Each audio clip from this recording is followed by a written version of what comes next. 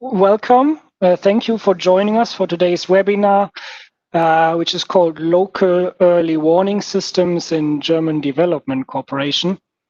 And this webinar is being presented to you by GIZ, the Deutsche Gesellschaft für Internationale Zusammenarbeit. And we are responsible for implementing the German technical cooperation. And today we have voices and project examples on early warning systems from different parts of the world prepared for you today. Before we introduce our speakers, we would like to cover a few housekeeping topics. And I would like to introduce my colleague Lisa Sauerhammer from the German Red Cross. Lisa, if you would be so kind to just cover a few housekeeping rules. Thanks. Yes, of course. Hello to everyone, warm welcome. As you might have realized already, we are streaming live this event. So we have the possibility to directly answer your questions also from the live chat. And the live event is recorded as well and will be available on the website after the event happens. So I guess from tonight and tomorrow onwards, you have the possibility to recheck the different panels and the workshops. And also share it, of course, with everyone who might be interested in the inputs and the discussions going on. So as I said, please feel free to ask questions at any time. We will either post it directly afterwards to the speakers after the presentation or then in the end with a comprehensive discussion.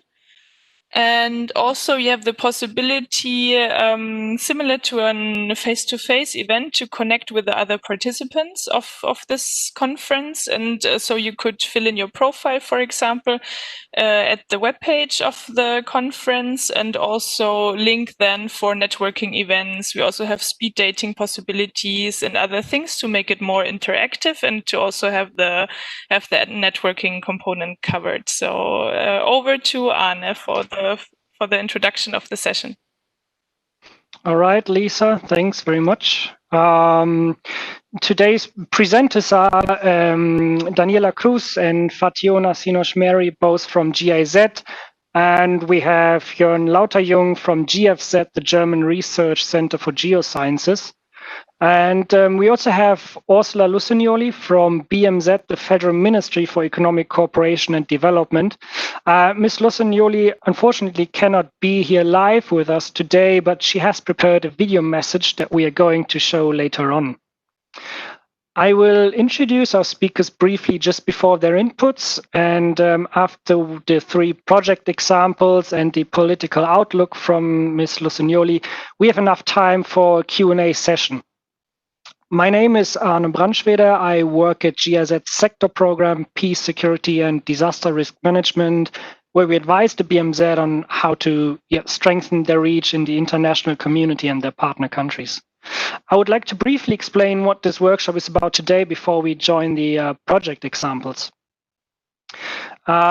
When the decision was made at the beginning of the year to choose a main topic for the conference, it was basically unclear what importance this would have now in 2020.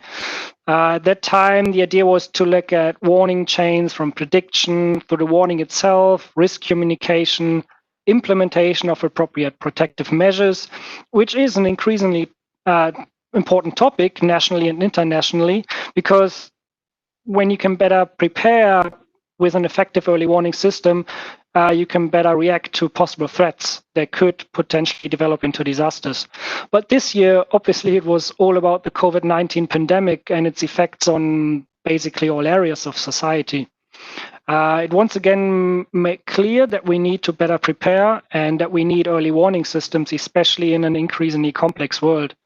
But what it also showed was that early warning can still run nowhere, and that it does not necessarily lead to preparatory measures. And the thing is that pandemics and extreme weather events, they will continue to occur in the future. And effective early warning is an important step in enabling a better protection.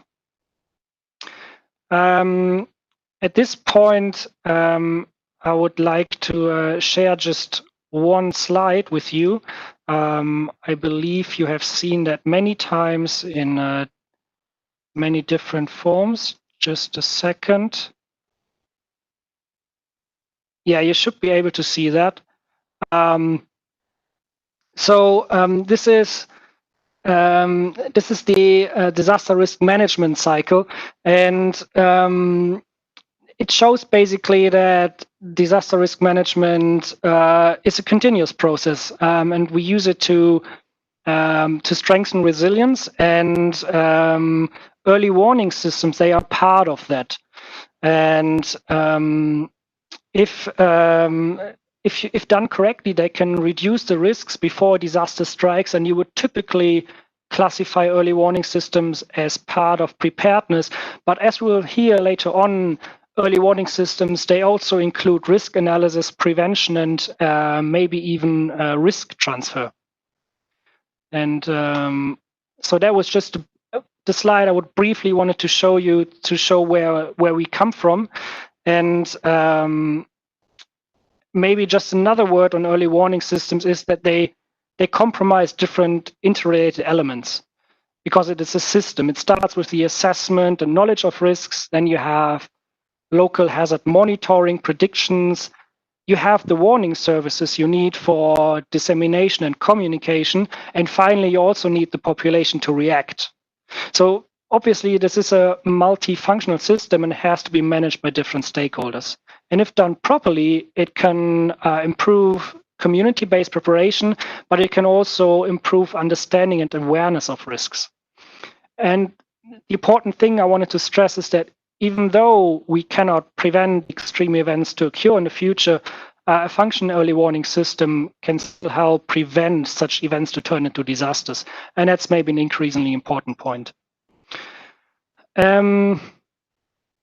At this time, I would now like to hand the floor over to Jörn Lauterjung from GIZ, the German Research Center for Geosciences, who's going to present highlights of a multi-year cooperation project in Southeast Asia. Mr. Lauterjung is an expert in early warning system, and as the project coordinator of the German-Indonesian Tsunami Early Warning System, he was awarded the Federal Cross of Merit in 2019.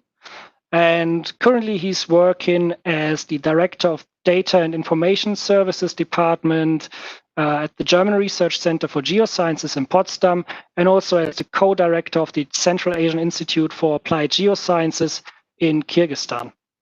So, Mr. Lauterjung, the floor is yours. Yeah, thank you. I may say, Arne, it's more easier. Thank you for the introduction and giving some details on my person. And I would like to use the opportunity to give you some impression of the German-Indonesian tsunami early warning system we started to install shortly after the tsunami or the big earthquake in the Boxing Day 2004. So this first image gives you an impression that we are talking on a real global threat like earthquakes, volcanoes, and these as a sources of tsunamis you find everywhere along the coastlines in all ocean basins. The special challenge we had in early warning in Indonesia, in the Indian Ocean, is especially the very short early warning time. If you look at the tectonic situation on the geological situation in the Indian Ocean, you see that the earthquake-prone zone, which can initiate tsunamis, is almost parallel to the coastline of Indonesia, and the travel time of tsunamis from the starting point to the coastline of Indonesia is about 30 to 40 minutes, and this is an real challenge for early warning and to bringing warning messages in time to the communities at risk. From the early beginning, we started, or the idea was to build up an early warning end-to-end system. That means that we started with the so-called upstream, that is looking at the at the threat, measuring the hazard, then coming to warning center where we have some decision support, and we have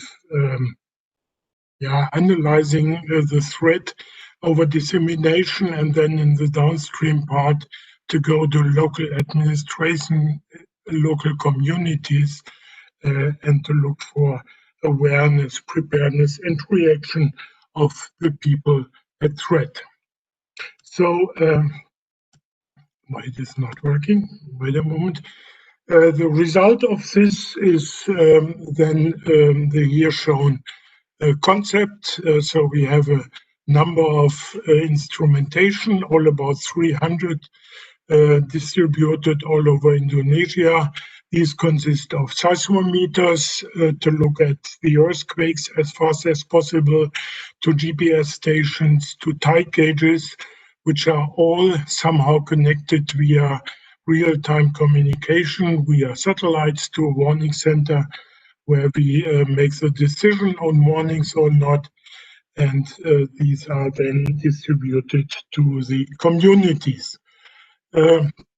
Here again, that's the, if you want, upstream warning process. So there we have the instrument systems like seismic system, GPS system, and others.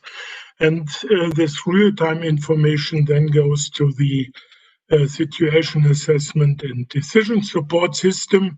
And this system then triggers, with all the data coming in within the first minutes after an earthquake, they triggering a modeling and simulation system to get some situation picture, some situation awareness. We also have hazard and risk information, which also go already at this stage to the decision. And after decision is made, after 4 to 5 minutes, to warn the public, we then have to disseminate the warning. And especially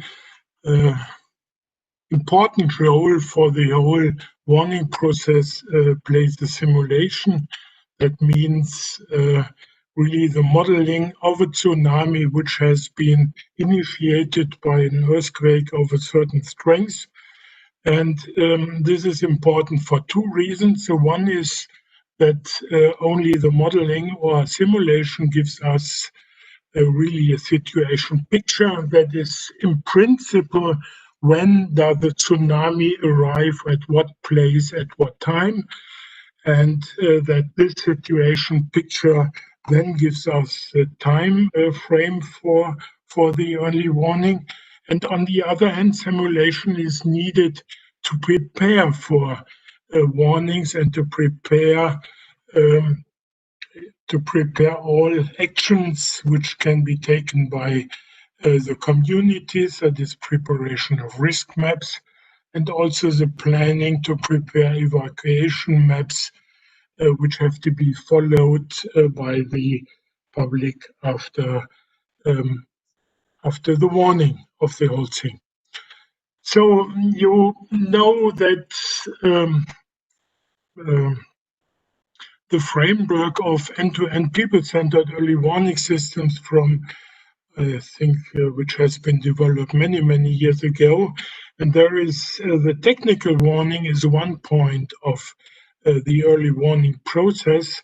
We have a lot of other things which have to be taken into account, like preparedness, response capabilities, warning dissemination, communication, but also disaster risk knowledge. And this framework has been translated in the case of Indonesia to a structured multi-level approach. And here you see the different level of institutions and bodies which are involved in the early warning process, which starts from the national level, where you have operated the early warning system down to province level, district level, villages, and individual persons and households, and where all these more general aspects of the framework I showed before are translated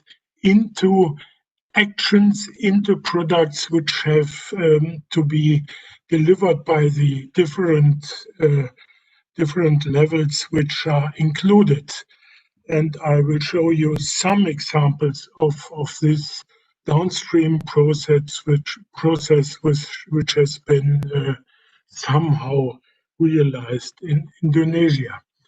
The first warning chain challenge is really the division of roles and mandates in the different levels. So we have the National Warning Center, which makes the real-time data analysis, the decision, and which produces the warning messages for the different regions of the country, which is then also responsible to disseminate this warning and advice to, on the one hand, the local communities, but also to the local governments, which have to look at the warning messages, which have to interpret them, which have to disseminate decisions and guidance to the communities at risks, which have then to follow these warning messages. And this whole is governed by high uncertainty in the decisions in the early stage of early warnings, 3 to 4 minutes after an earthquake. And another challenges are really that the different levels have to accept their roles and have to really adapt the processes, especially under the governance of the very short warning times we have in the case of Indonesia. So let me give one example of the tsunami warning chain concept we have implemented in Indonesia. That's you see from the left, from the National Tsunami Warning Center, which is located in Jakarta, where warnings are produced and disseminated over different communication channels. The one is the TV, radio, sirens, which are activated by BMKG, that means by the warning center itself. And then we have two disaster management organization levels on the province level and also on the district or on the city level, which also should have really the task to inform communities and risk and bring interpreted warning messages to the community at risk. That is the whole process, how it should work ideally. And if you look at many regions in Indonesia, unfortunately, the situation is shown as in this picture, that the dissemination channel via TV and radio is working quite well, very well, and that also sometimes if they are working, sirens are activated by the National Tsunami Warning Centers, but that we have really problems with the local or provincial disaster management organizations, how they bring the warning to the people. Anyway, this is a topic we have to really tackle in the future and really to develop it in the future so that it may operate much better. I said in the beginning that we have the challenge that we have extremely short warning times for tsunamis, and therefore what we learned in the last years, especially in 2018 when we observed two tsunamis in Indonesia, are 3 points. So the one is that the early warning should really be in line with the time. That means policies, procedures, activities have been designed in a way to be executed realistically in the short time frame. tsunami early warning is always to be seen as complementary. That means that we say to the people that they never should wait for an official warning, and that we promote self-evacuation if possible. So there are natural signs in tsunami warning which give you a hint that a tsunami might be possible. These are strong earthquakes with a longer duration of 30 seconds to 1 minute, which are a very strong sign for local communities to start activities and to start evacuation without there is an official warning, because this natural sign is coming much, much earlier than the official warning.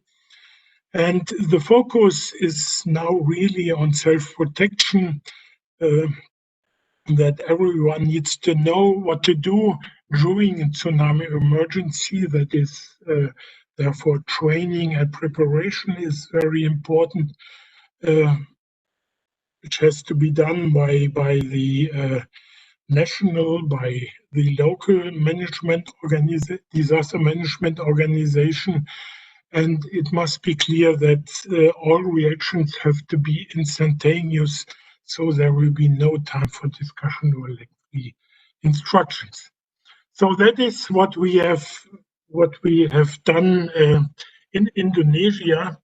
But the whole system in Indonesia is part of a larger organization which is governed by UNESCO IOC, the Intergovernmental Oceanographic Commission.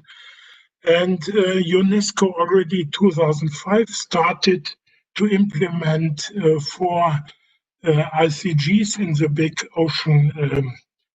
ocean areas like Indian Ocean, Pacific, in the Caribbean, and in the Mediterranean and Northeast Atlantic. And they tried to bring together all activities, all early warning activities in the different countries, and somehow to bring these activities together and to align them along a common strategy for tsunami early warning. And the point which is discussed in the moment is a so-called tsunami ready approach. You see here some of the ideas which are valid for the Indian Ocean. And there you find a number of points where tsunami early warning systems or national tsunami early warning systems can align their strategy and their activities, can align along this international tsunami ready approach. Just to go to some examples, so the community has to design and to map the tsunami hazard zone on local level, or we have to hold at least outreach education activities every year, and we have tsunami emergency operation plans for the community available, so that the community are really best prepared and organized. So this was a very, very short and brief introduction of the activities within the last 15 years in the Indian Ocean. And you can find a summary of all these things in the tsunami kit, which had been prepared some years ago, and there you find a compilation of all the outputs and the results we have gained, like background information, checklists, fact sheets, and every other material. And you find here the web address where you can find it. And by this, I would like to stop my presentation and would like to hand over back to Arne. Thank you very much. Thank you very much, Jörn. The GTEVs is a great example of an end-to-end early warning system, because as we heard, it includes the technical components such as the GPS buoys, the tide gauges, it has GPS satellites, which all allow risk information to be gathered, but that alone, however, does not equal an early warning system. And for that very reason, the project also focused on capacity development and community preparedness, with all the things that already work really good and with some things that still need some work to be done, like you said, for example, the local services that need to bring warning messages to vulnerable people. Before we move to our next input by Fationa, I would like to see if there are any questions from the audience. So Lisa, how's our chat looking like? Yes, we actually had one question which was already answered during the presentation, and the other two questions are a little bit broader, so I would like to keep them for the discussion afterwards. Okay. So good for the moment, thanks. Sure, we'll do that. All right, then I would now like to hand the floor over to Fationa Sinojmeri, who's going to showcase examples of flood risk management in the Balkans. Fationa, she's an environmental engineer and she specialized in water sciences and flood risk management. She works as a technical advisor at GIZ on the project which is called Adaptation to Climate Change through Transboundary Flood Risk Management in the Western Balkans. And her work focuses on flood risk management, early warning, and climate change adaptation. In parallel, she's a teaching assistant at the Polytechnic University of Tirana in the Faculty of Civil Engineering, and she's teaching on water sciences subjects. So, Fationa, the floor is yours. Thank you, Arne, for the introduction. Hello, everyone. I am sharing now my screen. I hope, yes, it should work now. Okay. I would like to introduce you to our project that is mainly contributing to adaptation to climate change in transboundary flood risk management in the Western Balkans. And it's basically focusing on the Drin River Basin. The Drin River Basin, it's a transboundary river that it's inhabited by 1.6 million people and extends across 4 different countries: Albania, Kosovo, North Macedonia, and Montenegro. It has a length of 33,035 kilometers and runs through mountainous areas from the highest peaks of the Dinaric Alps up to the Adriatic Sea, where it's outflow. The Drin River has a very complex system since it has also its tributaries, but also some lakes and artificial lakes, the cascade that is here in Albania. The main objective of our project is to have an improved flood risk management in this Drin River Basin. The project has initiated in 2012 after the biggest flood event in Albania, which had a return period of around 35 years and had a big impact on the population, but also in the country economy. And it affected not only Albania, but also our neighbors, since I already mentioned before that it's a transboundary river. Here you can see some pictures of the situation in 2010. And I would like to jump into the project main fields that are implementation of EU flood directive. Since all the countries are EU accession countries, it's quite important to have an approximation of documents and legislation with the ones of European Commission. So also we are all contributing in delivering effective and timely early warnings and also strengthening capacities for better coordination on flood risk management. The intervention approach is, it goes at 3 levels, from the regional to national and up to the local level. And I will tackle that throughout the presentation. Here on the right side of the slide, you can see our main partners that varies from national and local institutions on water resource management to hydromet services to civil emergencies, but and up to the population that is at risk, but also population in general for the 4 countries.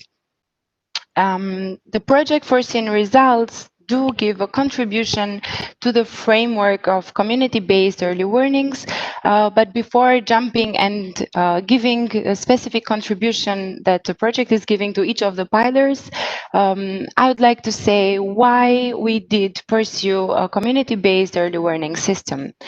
The main reasons were to empower institutions at a central and local level to protect themselves against floods through preparing mechanisms for monitoring and registering rain data and river behavior upstream to provide timely warnings to downstream communities. Additionally, to offer communities and local institutions a stronger position when it comes to preparedness against floods. And last but not least is to promote a sense of ownership in order to have a more sustainable community-based early warning.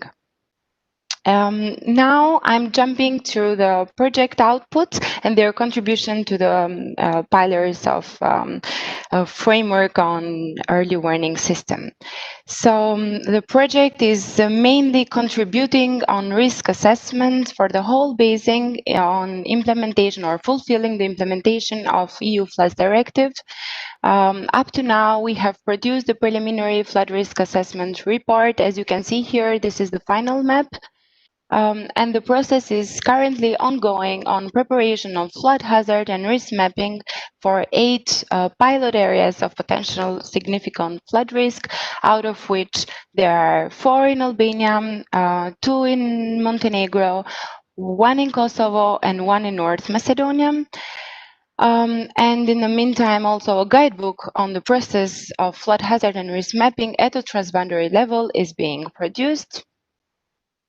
The project also contributes to further developing the monitoring and service system of the basing.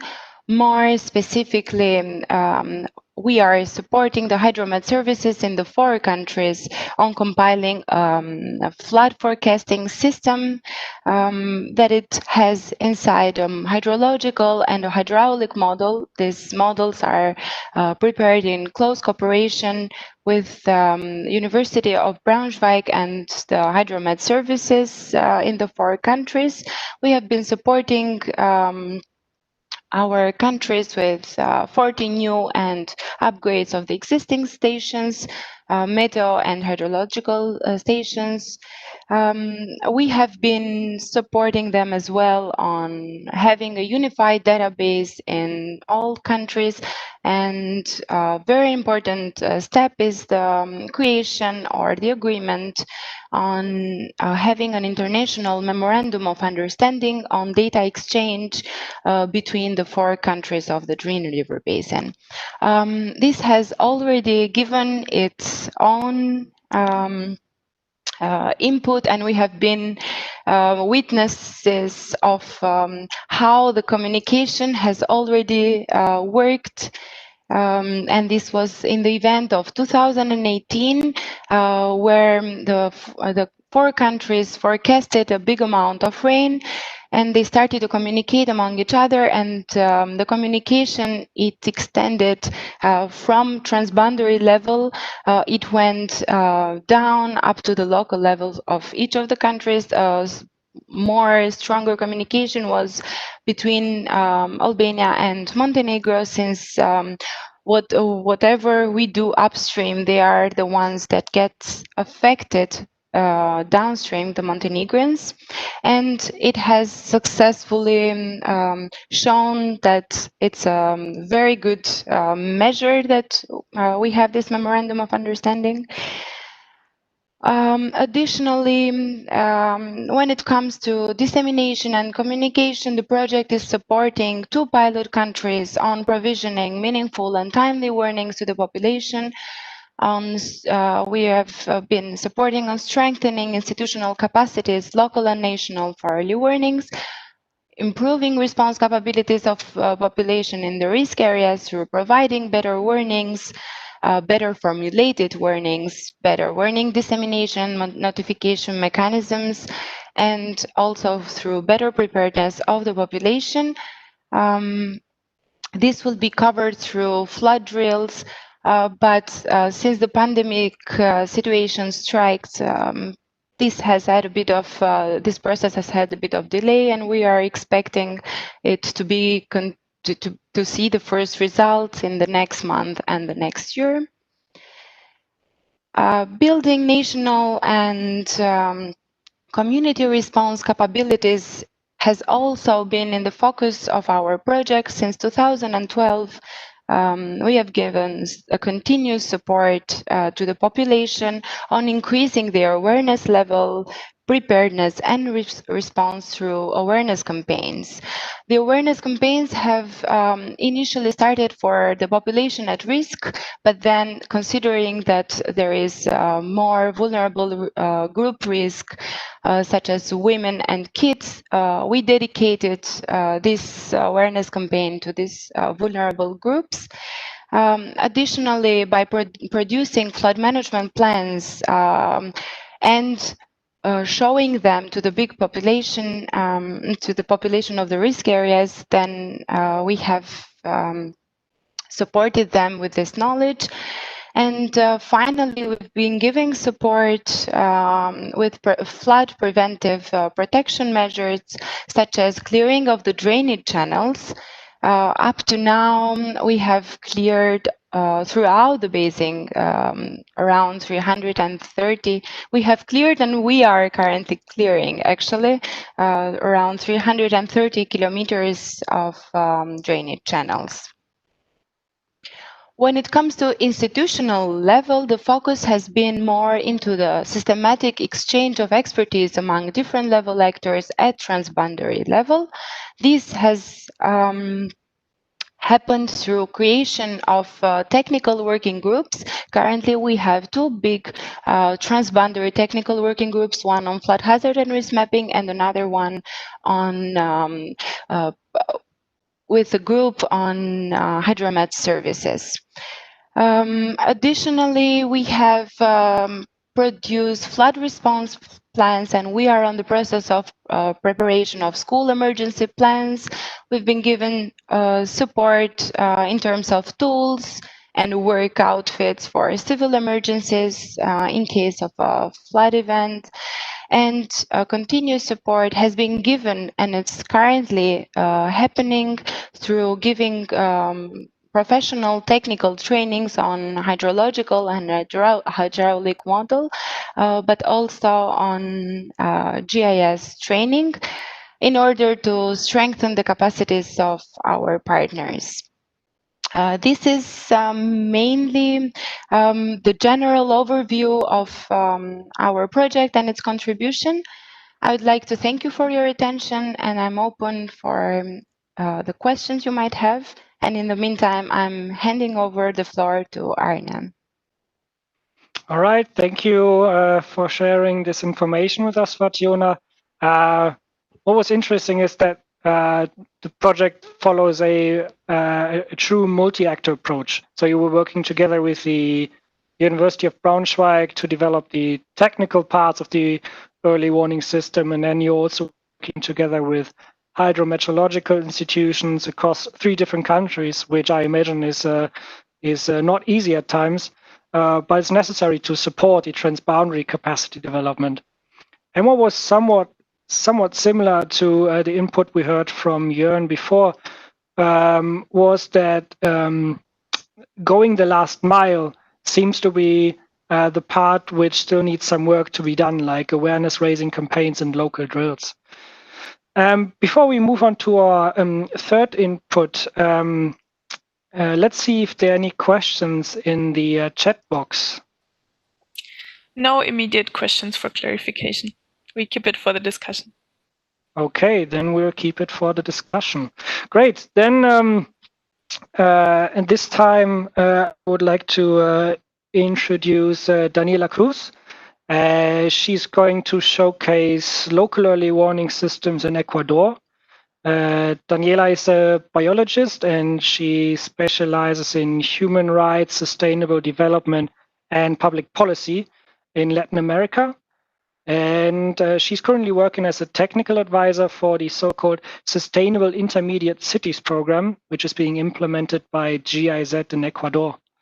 Her main areas of work are sustainable development, climate change, risk management, spatial planning, and social environmental management. And without further ado, then Daniela, it's all yours. Thank you very much. I have problems uploading my presentation, but the one that is showing right now there is not the one. Can you please help me to change the presentation? We'll do our best, yes. Thank you very much.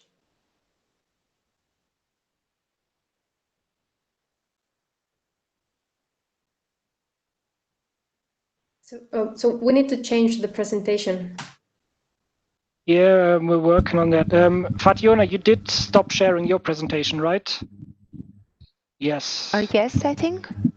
Or okay, Lisa, would you be so kind and try to put on the presentation by Daniela? Yes, definitely I will do, but maybe you can start already while I'm looking for the right one. Sorry for that. Okay, yeah. Well, good afternoon, everybody. I am pleased to have this opportunity to be able to share the experience of a community early warning system that we have been working in Ecuador with the implementation of a program from GIZ.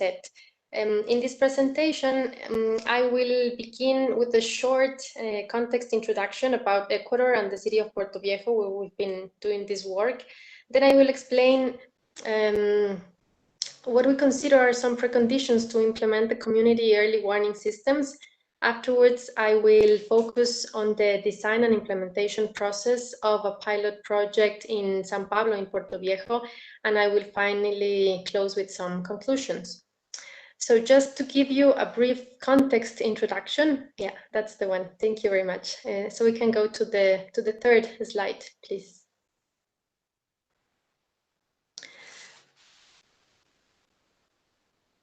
So just a brief context introduction, I want to point these elements about Ecuador. First, Ecuador is the first country that considers risk management in its constitution. And this is relevant considering that some of the main economic losses related with disaster risk are associated with the recurrence of climate risks. Yeah, that one. Thank you very much. And now the country manages disaster risk from a decentralized and subsidiary model. And basically this configures a decentralized national risk management system. So local level governments, such as municipalities, have the responsibility to manage risks within their jurisdictions together with other actors of the system. Finally, there are human settlements in a condition of informality in risk areas, which configure risk scenarios here in Ecuador. So we can pass to the next slide, please. In this context, GIZ has been working since 2017 in a Sustainable Intermediate Cities program. And the aim of this program is to improve the conditions of urban sustainable development. Among other lines, we work in 6 different cities, as you can see in the map. And what we do is we try to strengthen public local policy related with urban development. In the case of Puerto Viejo, where we've been working there, the thematic area is risk management, resilience, and climate change adaptation. And here we are also part of a city challenge of the sectorial program 2030, and we're working with women leading climate resilience. So we can go to the next slide, please. In this case, I will present here what we've been doing in the city of Puerto Viejo, which is located in the province of Manabí. As you can see there in the map, the urban population here in Puerto Viejo is 280,000 inhabitants. We can go to the next slide. Puerto Viejo it's a territory that is exposed to multiple natural, social, natural, and anthropological threats that have been historically naturalized in adverse events such as El Niño and La Niña phenomenon. There are floods due to river deviations and the collapse of the sewage system. There are also landslides and mass movement, droughts, fires, and earthquakes. In fact, there was a 7.8 earthquake that affected Manabí on April 2016. We can go to the next slide, please. In terms of urban development, Puerto Viejo is an expanding city with an accelerated growth and informal land occupation. So there are these special conditions added to precarious economic conditions such as poverty, informal employment, and unsatisfied basic needs. They configure the spaces of vulnerability, of exclusion, and informality, and that increases disaster risk. So as you can see in the map there, can you pass to the next slide? You will see the area where we've been working on, that those are the hills of Puerto Viejo in San Pablo, and that's exactly what's happening there. So in this scenario, public policies are strongly focused on reducing vulnerability to present and future risks. And as part of the policy, Puerto Viejo has an ordinance that regulates a cantonal risk management system, and that's a key element for disaster risk. So with that, now I go to the next part, where I will focus on some preconditions that we consider important to implement and decide on an early warning system. We can go to the next slide. The first thing is a clear characterization of the intervention area. Here in the case of Puerto Viejo, we carried out a territorial diagnosis in 4 sectors of this urban parish. This was done by participatory walks, social cartography, focus groups, so that the community as well as the technical specialists would be involved in the process of recognizing and characterizing the territory. As a result of that, we can pass to the next slide, please. We have vulnerability maps and risk analysis that include a statistical mapping. You can pass there. There are different maps that you can show there. We have these maps include statistical mappings which allow to rethink risk management and land use planning. You can continue to pass the maps there. Thank you very much. What this helped us to identify at the end was to determine key intervention measures that need to be taken into consideration in this area to improve condition of life in the population. So can you pass to the next one, please? And another one and another one. So that's the first step during the characterization, and we have those you can see there, the intervention measures that are proposed. And now in the next slide, we talk about the second element that it's of key importance. So you can, there. So this is social organizational training, and this is really a key element here. Here we talk about capacity building and linkages between a wide range of stakeholders in order to strengthen institutional, community, and environmental resilience in this entire process. So this allows to act from a more integrative approach and to promote responsibility with risk reduction. So as you can see in the right side of that slide, the process has involved different directions of the municipality. It has also involved institutions that provide technical assistance, as GIZ, or as the National Association of Risk Management Professionals in Ecuador. Also, the academia is involved. And here, it's a very important thing to include local leaders and community groups, such as Guardians of the Hills, that we have been working for some time here in Puerto Viejo, and the neighborhood risk and emergency committees. And these, I will call them CREPs. You will hear me like that. So these CREPs arise as at the beginning of the pandemic as a mechanism to strengthen citizen participation through which structured neighborhoods and parish councils could actively, directly and bindingly be intervening in the operations of the cantonal risk management system.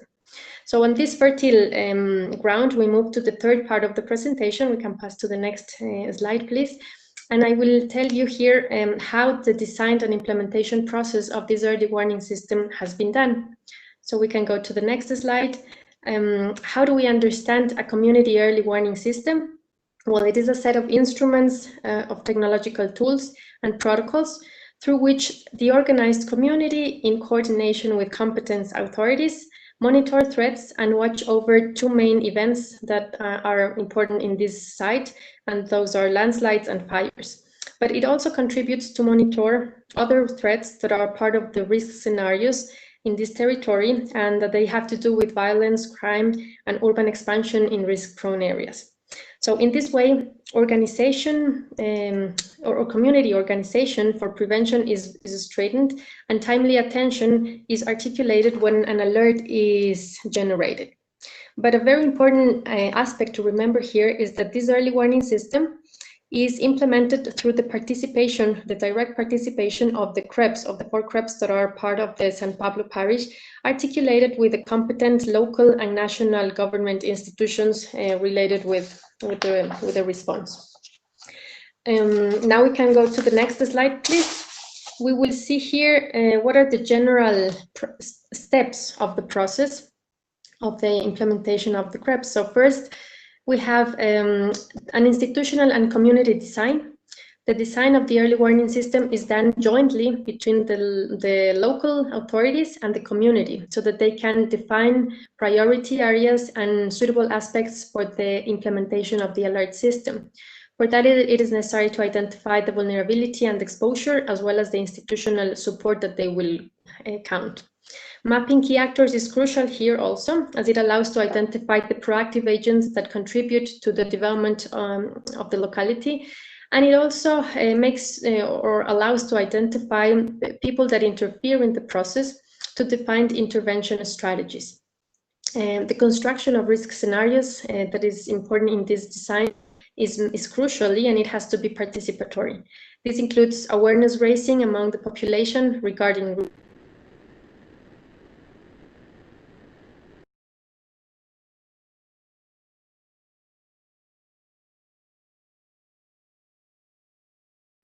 I think we just lost Daniela, if I'm correct. There she is again. Oh, okay. Daniela, you're back. Oh, okay. So at the end of that process, the points to where to install the systems are determined. And then the next step is the participatory design involving meetings with other actors identified in the previous phase of the mapping in conjunction with the technical authorities of the municipality. And the objective here is to agree together with all of the stakeholders the generalities and the definitions of the early warning system. At the end, the leaders of the community, the members of the community, they must commit to local risk management and accept the responsibility of being part of this community early warning system. So finally, at the end of this first phase of the design of the community system, the early warning system is designed, and it has the specific site locations, the primary and the secondary stakeholders, the risks that need to be mitigated, the technical equipment and tools that have to be installed, and the management model of the early warning system. So following that, we go to the second phase, which is the validation. And here, the early warning system is presented to the local institutions of the CREP, and to the technical systems are tested. And then finally, we go to the implementation phase. The equipment and the tools are installed and they are defined. In this implementation phase, basically, it is important that the entire sector knows about the system. So this means that the activation of the siren, they know how it is, they can understand the protocols of the activation, as well as what to do in the case of an activation. This corresponds to the CREPs, to these committees for risk and emergency management in each sector. They help, together with the administrative unit of the municipality, to implement some socialization campaigns and the emergency plans that need to be done in case of an event. Then the next step is the articulation of this system with the cantonal risk management system. So for that, it is important to socialize the system with the secondary stakeholders, which are the response institutions and the members of the cantonal risk management system. With all of the institutions involved, then we have to articulate the equipment and to validate all of the protocols. So that's basically really briefly how the process of design and implementation of the community alert early warning system is done. You can go to the next slide, and there you can see where the sites were identified, how this was planned, where the cameras were located, and then on the next slide you can also see now how it is working right now. So you have the cameras installed in those specific sites that were decided, and this whole process was done together with the community. So the community alert system, if we go to the next slide, please. The main thing during the design of the process was what is the management model of this community early warning system. So it consists of a digital application that allows the monitoring of the spaces that are exposed to landslide events and to fires. It operates, or the operation comprises two main types of alert generation initiation, either by the community or by the ECU 911 service. They must verify, both of them must verify the existence of that event and the location to see if the event is within the intervention area. If these conditions are verified, then both the president of the CREP as well as the related actors, they will be able to activate the community alarm so that the organized citizens can apply the emergency plan and move to the epicenter of the adverse event until the operational resources of the entities competent can come with assistance. At the moment, right now, here in Puerto Viejo, the pilot plan for this community early warning system has been implemented. It is articulated to the response operating system currently established by the municipality and the national response government institutions. The challenge now is to integrate the early warning system into the institutional technological platform of risk monitoring. This is a platform that was created at the beginning of we can go to the next slide, please. This is a platform that was created at the beginning of the pandemic to function as a situational room to monitor COVID-19 and the compliance of regulation measures in the city, since it allows to generate verified information from the territory, and therefore it provides real evidence for decision making. So this platform also, it is working right now, but it was created in order to allow not only to work with the COVID threat, but also with other type of risks. So therefore, the community alert system is being part of this platform, as the whole model designed for the community alert system and also for the platform for this institutional and cantonal risk management platform focuses mainly on receiving information from the local communities. So finally, we can go to the last slide. I can tell you or draw some of the final conclusions of this work.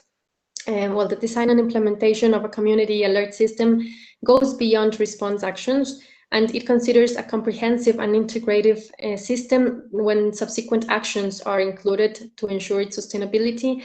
And when it looks at a broader aspect, not only the specific threats, for example, landslides and fires that happen in the site, but also other structural vulnerabilities that affect the conditions of the people and that increment the risks.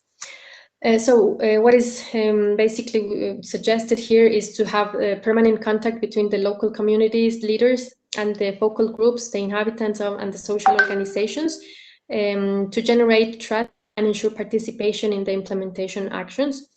Also, it is important to have the population sensitized about the existing risks in the localities so that they can be actively involved in the design and in the implementation process, respecting their customs and their beliefs. The creation of brigades, networks, or risk committees favors community organization, and it strengthens the response of an emergency. The inclusion of children, youth, women in the participatory process, it also helps to generate commitment that allow them to be multipliers of knowledge. And finally, I want to highlight the importance and the need for a management model that has a bilateral approach. So having a fluid communication from both, from bottom to top and top to bottom, between the society and the local or national governments, whose objective is to adapt the community alert system in which the scope of the existing capacity and the active and permanent role to be played to the community is clearly defined.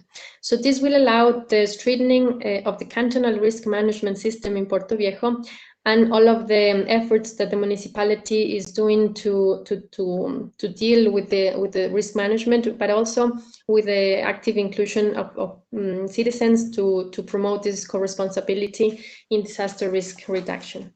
So with that, I thank you very much for your time and for the space to present these results here. Okay, thank you, Daniela. Thank you very much. It's interesting to hear how the project actually started with like local needs assessments regarding landslides in Puerto Viejo, and then included local actors to have an active part in managing the alert system. And what might be an interesting point for the discussion later on is also the combination of COVID-19 pandemic risks and the initially planned natural hazard alert system, which is probably easier said than done, but shows how open systems allow adaptations on the run if needed. Looking on the time, I think we are a bit behind. So if there are any questions in the chat, it would be good to hold them for the Q&A session towards the end. And so now slowly we come to the last part of our workshop. And at this point, I would have introduced Ms. Orsola Lussignoli from the Federal Ministry for Economic Cooperation and Development, the BMZ. But as mentioned earlier, she cannot be with us live now, unfortunately. But she has prepared a video message we're going to show. And if Lisa would be so kind, she will post a link to the video in the chat, which all of you can now access. And so our wonderful technical experts of Storytile, they made this this entire conference and also this video message possible. So this is the easiest way to show it. And so if you would all please click on a link in the chat now, then you will be referred to the video. And while you do that, I can just give you a few words on Orsola, because she's a disaster risk management expert in the BMZ division for peace, security, and disaster risk management, where she's responsible for the intersection between disaster risk management on the one hand and climate change on the other hand. Before that, she was a consultant for disaster risk management at the Federal Office for Civil Protection and Disaster Assistance here in Germany, as well as a delegate and office manager in conflict areas at the International Committee of the Red Cross, the ICRC. And if you open the link now, also share the link on screen now.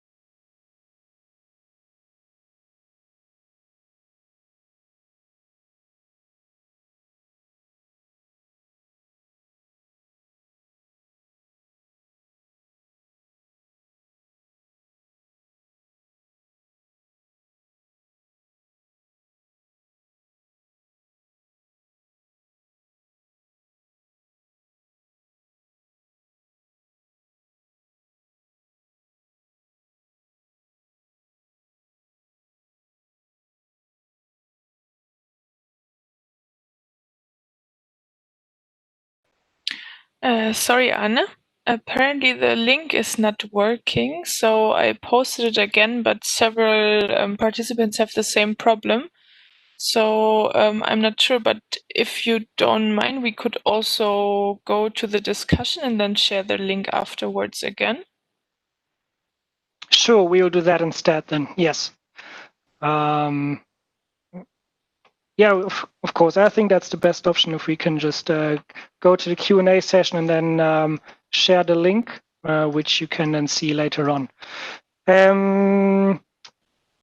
I haven't monitored the chat actively, so Lisa, how is it looking like? I think we had a few questions before for Jörn as well, and then maybe there's something else which came up. Yeah, actually one question which also fits very nicely with Daniela's presentation is the question about what to do with the communities who actually don't have the possibility until now to be connected to such a comprehensive early warning system in a way. So we heard Jörn's example, which was definitely also very comprehensive and complex. Then we heard also the more community perspective. So it would be interesting. What are your thoughts on this topic? For us, it is one of the main points to develop this warning system was to have the community involved from the beginning, because they are actually the ones that are in territory that have lived the different events historically happening in the region where they live, and that they have to do a lot with social risk construction. So it is very important to try to understand what are these conditions that have been producing the different type of risks, and that basically usually the community, they live with that, so it's just incorporated into their ways of living. So it's important to sensibilize the community on what is risks, because otherwise it's something normal that happens for them, and they have developed the different adaptation actions to deal with those things. But once they are involved into a capacity building strategy where they can see and understand what are the risks, what are the vulnerability structures, what are the factors that create this risk, and that they can do something about it to reduce the risk, and also to try to prevent and to avoid reliving all of those different disasters that they have lived already. That's one of the beginning points where the community can get involved, and they are committed to try to change the situation that they understand that is happening, not because of a natural hazard that happens, but also because of a social natural construction of the way they live. That's the first thing. And then to be involved, taking not only like to give them the alert system, but to be part of the entire design of the alert system, and to construct this diagnosis, the territorial diagnosis, to see what are other factors that are affecting and influencing what the conditions in these places, in these sites, where people have a lot of other socioeconomical conditions that are more relevant to consider, and to see how we deal with that in order for them to get involved. Otherwise, they have other priorities other than just looking at an early warning system, if that is not integrated into a very comprehensive approach that focuses with all of these different factors. So I think that's a key element to take into consideration when we think about community early warning systems, since the phase one of the design, and that has to do with understanding the complexity of the territory with their own eyes, because they are the ones that live there and know what is happening. Okay, I can only support what was said before, and as we are dealing, for instance, in Indonesia with a relatively large country with a long coastline, we had, in addition, the challenge that we had to do with different cultures along the coastline and along the country. And therefore, we started in the project with 3 pilot regions with different culture settings, with different social settings to include the local population, especially in the development of the downstream strategies. And this has to be now transported to the whole nation during the next years by the Indonesians themselves. But without communication with the local communities, you need not build up an early warning system. It's senseless, really senseless.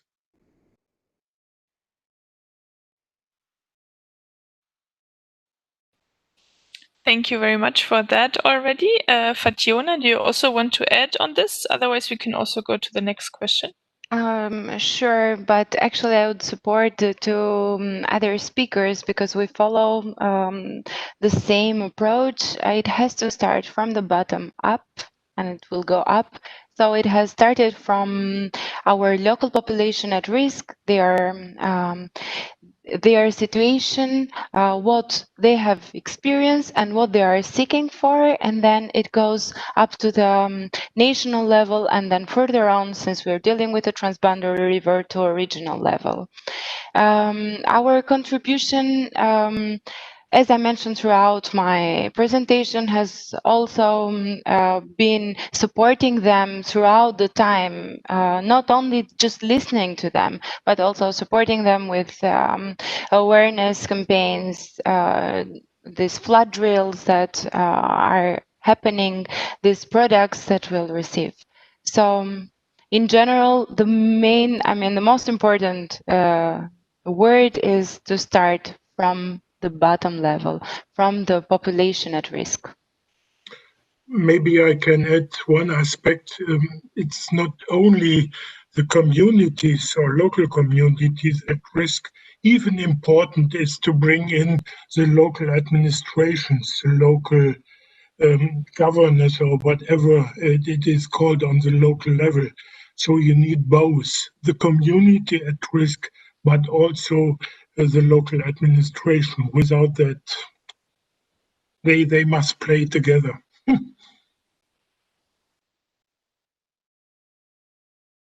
Yes, thank you very much for that. Also, Arne already pointed out a little bit, as we also heard in the presentation, the link to the current COVID-19 pandemic. And maybe in this regard, another question from Sibylle also links to that topic. If we talk about the communication channels, so we heard in different presentations, there is always a challenge with actually getting then the early warning down to the community level and to early action in that regard. So maybe there are also some lessons learned from the COVID-19 pandemic, or how do you assess the situation at the moment?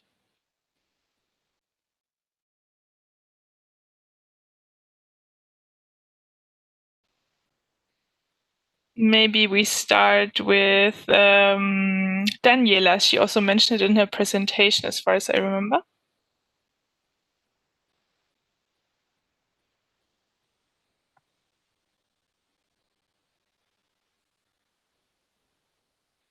Daniela, are you still with us? That had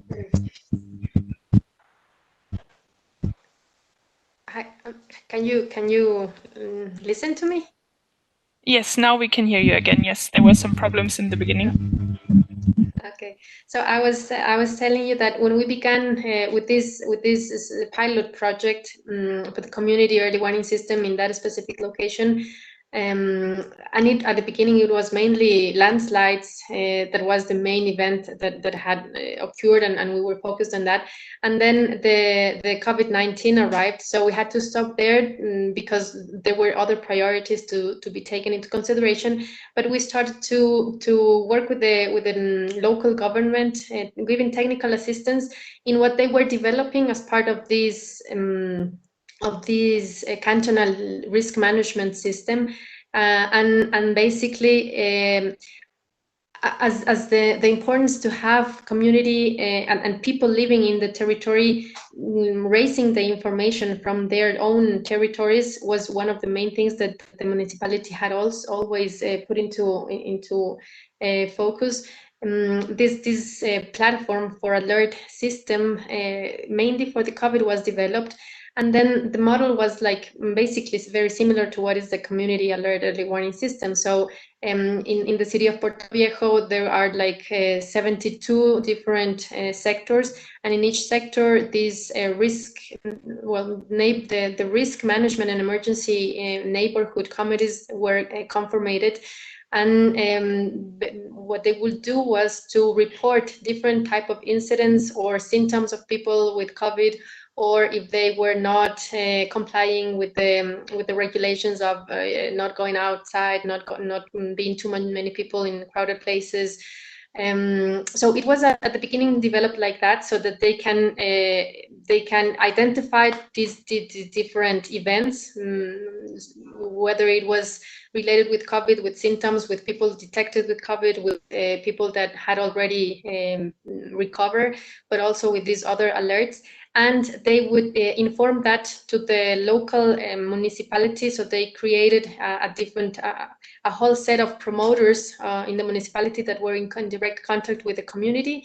And then the promoters would put this information into the platform, and that would give like a hotspot of what was happening in the entire territory, and how that was varying. So it worked out very well as a monitoring system to see what's happening in the territory, and with real time information from people. So then the platform was also thought about not only to serve for COVID, which it is right now, and it works good for that, and it gives the specific information of what is happening in each location, and by that the local authorities can be able to determine if a specific neighborhood has many cases of COVID, for example, and they need to take other measures in that specific location, so they can do like a different semaphorization.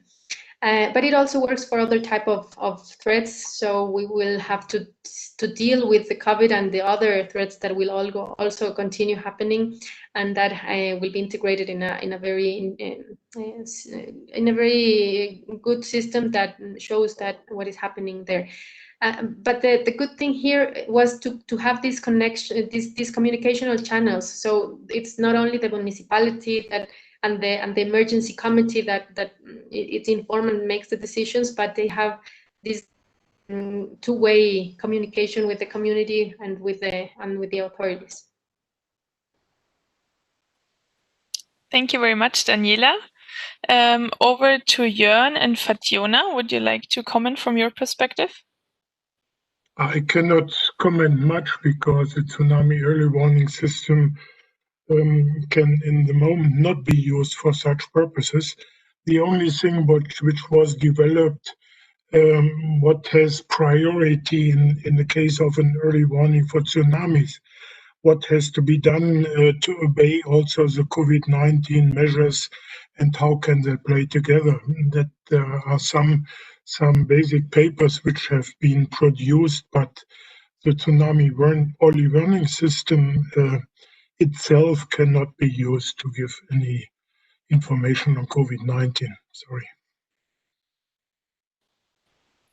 Maybe to clarify, the question was more in the direction of communication channels. So first of all, maybe top down, but also bottom up. What could be lessons learned, maybe also from communicating threats and risks around COVID, but not only, where maybe also hazard early warning systems could take lessons learned or recommendations or experiences which were done now during the previous months?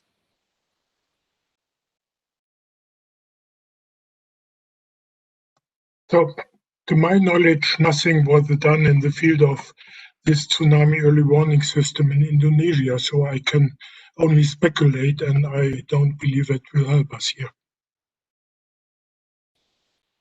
Okay, then over to Fationa, if you would like to comment. Yeah, for us, as I also mentioned in the presentation, it has been a problem. Actually, the pandemic strike, it has delayed the whole process. I cannot say that we have already some lessons learned out of it. It's quite important to have cooperation between institutions, but with the situation that we are facing, it maybe it's just the best, let's say, recommendation is to strengthen up the communication, maybe this time through virtual ways.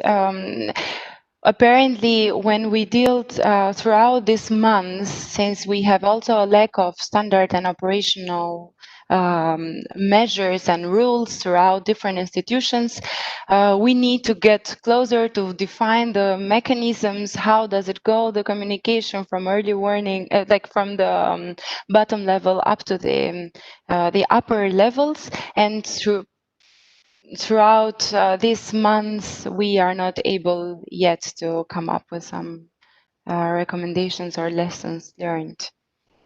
This, I hope that within the next months, we will, and Jörn, we will be able to reach some conclusions. Okay, thank you for that. Arne, you also had a question actually when you were just concluding the three inputs we heard. Would you like to add this to the discussion?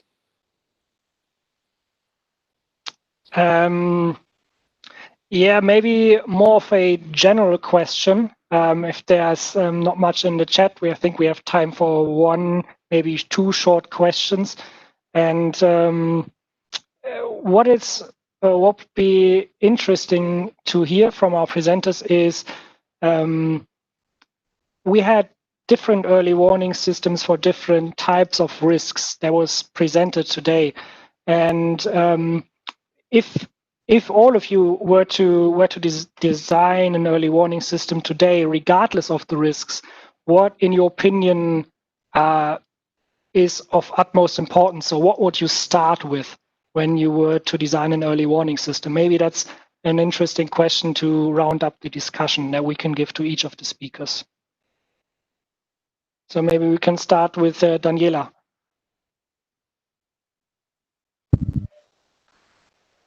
Yeah, well, I think that in the specific intervention area where we will want to begin to develop an early warning system, the thing would be to identify who lives there, who are the stakeholders in that territory, and to have these initial conversations and meetings with them to try first to see what do they think about the territory, if they identify different risks there, if there are different conditions that they are aware of and that they might try to indicate us that there is the need to develop a whole process of identifying what are the risks and what are the threats that there are there in the territory.